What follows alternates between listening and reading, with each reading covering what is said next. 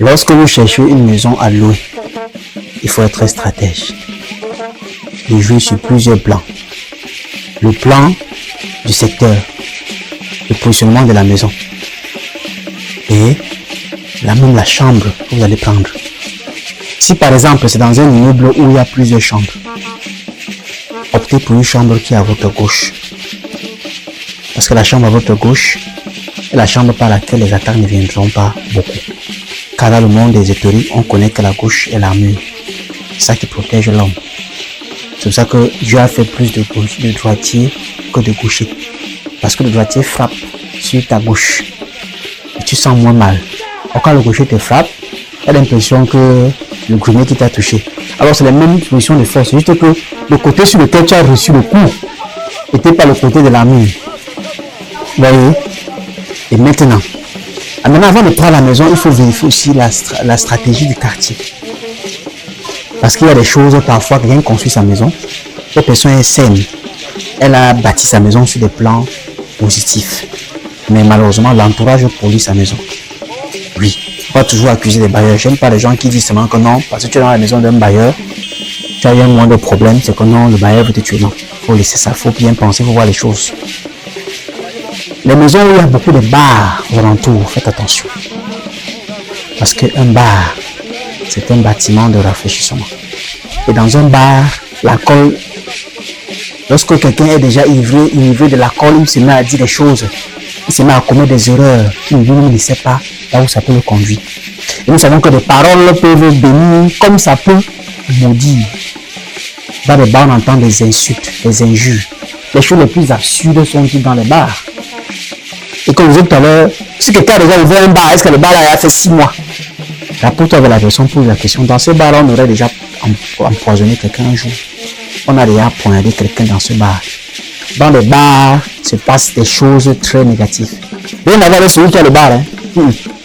La plupart du temps, certains bars peuvent se retrouver impurs. Pas parce que celui qui a le bar fait quoi que ce soit. Parce que les choses qui se passent dans ce bar-là appellent des mauvaises divinités, des mauvais esprits. Parce que les couples se séparent dans les bars. Les amis se bagarrent dans les bars. Les mauvaises paroles se disent. Quand quelqu'un c'est une bière se lève, il se met debout pour insulter tout le monde. Ce sont tous ces dégagements-là causés par l'alcool qui chargent le bar négativement. Et les bars sont accompagnés des snacks.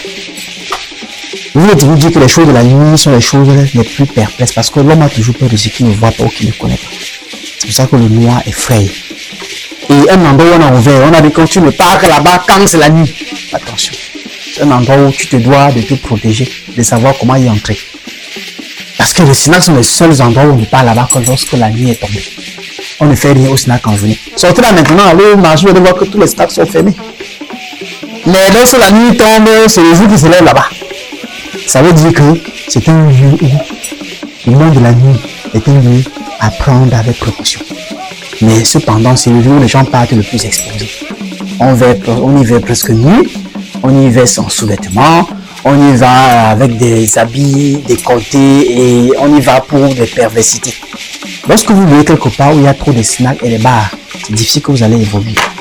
Pas pour vous ou parce que le bar ou parce que le grand là, non, parce que votre entourage est en train de vous polluer négativement. Parce que ce sont des lieux qui appellent certains esprits, certaines divinités. Dans un snack, dans la nuit, il y a tous ceux qui sont déjà pas des personnes qui vivent. Beaucoup sont morts. Beaucoup sont des esprits maléfiques qui ont pris des personnalités humaines qui viennent se divertir. Parce que la nuit, Dieu a prévu que les mauvaises choses sortiront la nuit, les bonnes vivront en journée. Et comme l'Éternel, le Créateur, aimait les êtres humains, il a prévu que dans la nuit, nous on dorme. Et étant endormi maintenant, il commande notre esprit, il choisit de nous diriger vers ce qui est bien pour nous. Mais les humains ont choisi de ne pas dormir la nuit. Que la nuit, ils vont être éveillés. Si vous venez tomber sur de mauvaises choses, vous pouvez voir des choses, vous pouvez vivre aussi des choses qui ne sont pas bien. Or, la nuit est faite pour dormir, en vérité. Parce que pendant la nuit, le sommeil est un véritable éveil. Quand tu es couché, tu dors, quand il se fait nuit, c'est en ce moment-là que ton esprit, le Saint-Esprit ne dort jamais. C'est à ce moment-là que ton esprit maintenant se lève et est dirigé et contrôlé par le Créateur pour te montrer certaines choses, pour communiquer avec tes aïeux, pour te montrer des visions et même parfois des persécuteurs et aussi des solutions à certains de tes problèmes. Beaucoup de personnes dans un sommeil ont reçu des pouvoirs, ont reçu des connaissances, ont reçu des inspirations. Mais n'oubliez pas que s'il a reçu ça cependant, c'est parce qu'il dormait qu'il a reçu.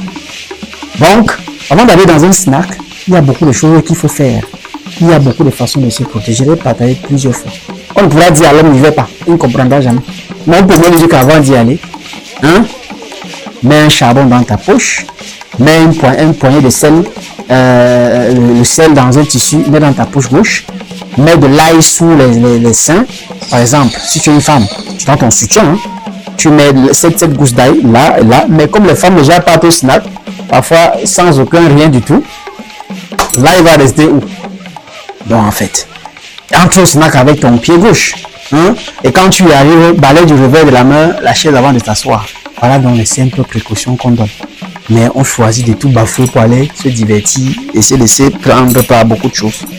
Donc pendant la location, quand vous cherchez la maison, regardez toutes ces stratégies-ci. Optez pour des endroits un peu plus posés. Évitez beaucoup de louer en bordure de route. Les gens qui louent beaucoup en bordure de route, il faut faire attention. Les gens qui louent très près du goudron, c'est dangereux. Le goudron, comme ça que vous voyez là, beaucoup de choses passent là-bas. Il y a des véhicules nocturnes qui passent, il y a des véhicules mystiques qui passent, il y a des raies qui se font. Il y a beaucoup d'établissements qui se font sur le goudron. Et non seulement le goudron est un rejetant d'ondes. Quand une voiture passe, vous voyez la poussière fait vous. Il n'y a pas que la poussière qui fait. Il y a des énergies que ça rejette sur les maisons qui sont près de ces goudrons-là. Vous voyez? Parce que dans les gens se vantent, il habite près du goudron. Non, tu es plus en danger. Je suis désolé. Que tu es même en danger physique parce qu'un camion peut même dérailler. Et c'est comme ça même qu'il passe. Il n'y a pas seulement l'effet spirituel dans toutes choses. Mais le danger physique est imminent. J'ai vu beaucoup de gens perdu la vie parce qu'un camion a raté. Ils les ont pris. Même si vous construisez des maisons, le pays est tracé. Comme celui qui va passer là, construisez un peu reculé, n'allez pas déposer la maison tout en bordure de route. Vous voyez? Donc optez pour des maisons un peu posées quelque part dans un endroit où il n'y a pas trop de divertissement. Parce que divertir veut dire endormir. Vous voyez? Donc c'est une façon d'endormir l'esprit. À chaque fois que vous partez dans un divertissement, faites attention parce que c'est des choses qui vous endorment. Et maintenant, quand vous entrez dans la maison, vous savez que vous n'entrez pas directement. Vous trouvez la maison aujourd'hui, vous avez payé, vous avez réservé. Vous partez d'abord à la veille. Vous versez le sel dans toute la maison. Partout. La maison est vide. Vous versez le sel partout. Vous sortez à la cuisine partout. Vous versez le sel partout. Avec un sac de sel. Tu as caché ça là-bas. Vous rentrez. Vous revenez le lendemain. Vous balayez encore tout le sel là avec la saleté. Vous balayez ça avec la saleté. Vous balayez tout. Vous ramassez maintenant, vous jetez. Avant maintenant de faire le nettoyage à l'eau salée, citronner, essuyer les derniers avant d'entrer. Parce que le sel que vous avez laissé là, le lendemain, balayer, ça a emporté tous les mauvaises ondes, les énergies de construction, les maçons qui construisent. Même si c'est les gens disent c'est nouvellement conçu. Non, conçu n'est pas qui. Les gens ont conçu, tu connais que les maçons qui construisaient avec quelle aura suivi. Tu connais que les ouvriers du chantier avec quelle aura. D'autres dans les sociétés de construction aujourd'hui entretiennent certains rapports. Oui, pendant le chantier, encore en chantier, ils amènent leurs copines, ils font des choses bizarres. Donc c'est des énergies qui restent là-bas.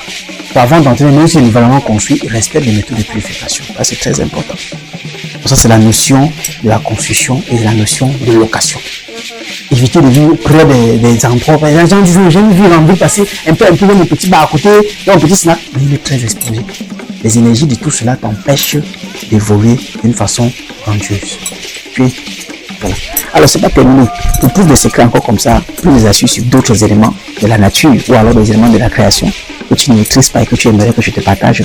Rejoins-moi le 27 avril. J'organise une grande conférence au cours de laquelle je partage des recettes, des astuces de la spiritualité de protection, surtout dans le cadre de la sexualité cette fois-ci. D'où le thème de la conférence, la spiritualité de la sexualité. Et par là, donc, je te dirai comment récupérer ton énergie sexuelle, couper le lien avec un ex qui n'était pas bien. Parce que lorsque nous quittons une relation physiquement, la relation parfois reste liée à la personne mystiquement. Comment récupérer ton énergie sexuelle si tu as fait certaines pratiques sexuelles qui t'ont détruit. Et que l'anal, les chattes, les pipes et tout ça, et que aujourd'hui t'ont fait perdre beaucoup de pouvoir. Je te donnerai en cette conférence-là les rituels à faire chez toi pour que tu récupères cela. Et non seulement reprotéger ton énergie, aussi attiser ton charme et ton étoile et ton attirance naturelle à laquelle tu es né. Et bien enfin, faire une protection sur toi. Rendez-vous donc le 27 avril 2025 au Cameroun, dans la ville de Douala, à 15h exactement. Bon annonce a dit la salle de fête Arena. Derrière la mairie de Douala, c'est 15h, 20h, 5h, temps de la conférence. Le numéro de réservation est 651 63 43 07. Ça, c'est le numéro WhatsApp. Pour ceux qui sont étrangers, vous avez plus 237 devant. Et même si vous êtes à l'étranger, n'importe où, vous faites la réservation, vous aurez l'intégrité de la vidéo. Et je tiens encore à notifier que comptez de l'application ou sur la fiche que voici. Il y a encore des informations pour les appels, les compagnies et la réservation. Donc rendez-vous à cette date-là, plus de recettes, pour plus de protection et surtout pour encore se gagner des connaissances, car la connaissance est votre arme utile contre tous vos adversaires. À très bientôt. C'était Luminendia. Allume ton cerveau. Merci.